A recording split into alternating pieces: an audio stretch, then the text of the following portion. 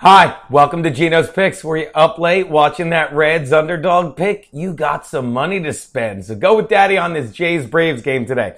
All right, let's talk about the Jays. Just when it looked like this team was unstoppable, one small little crack has made them seem slightly mortal, and that, of course, is the crack in Troy Tulowitzki's shoulder blade that happened on that freak play early in the first game of the doubleheader Saturday against the Yankees, which the Blue Jays won, but since then the Jays are 1-2. They've lost their last two, scoring only 2 runs last night in a 3-2 loss to the Braves and getting shut out, although it be a letdown game in the final game of a 4-game series against the Yanks 5-0. But the real reason, I think, is because they've replaced Troy Tulowitzki, who's out 2 to 3 weeks, hopefully, with Ben Revere.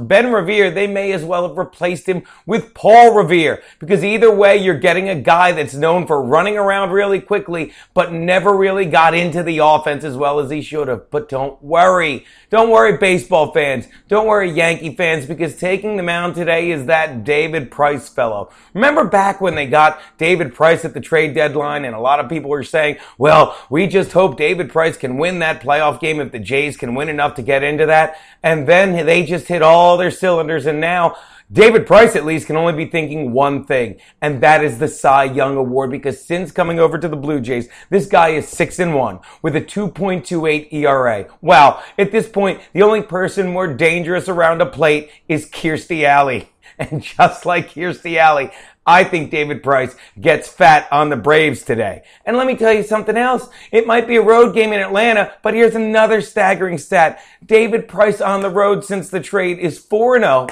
with a 2.05 ERA. So don't let that frighten you in the least, okay? And here's one more thing. David Price has only been on the mound in the starts for the Jays. They've only lost 2 of those starts, because these aren't friggin' stats that you find cute and amusing. What we have here is a preponderance of evidence. Look for the Jays bats to wake up, because they've lost 2 in a row. And the last time they've lost 3 in a row was exactly. You can't go back that far. It was well before the All-Star break. And since this trade, the Jays bats have not taken a single break. So look for the Jays to get back on track tonight. If you think being off track is only winning 16 of your last 23 games, take the Jays and go do something fun. Your money will be there waiting when you get back.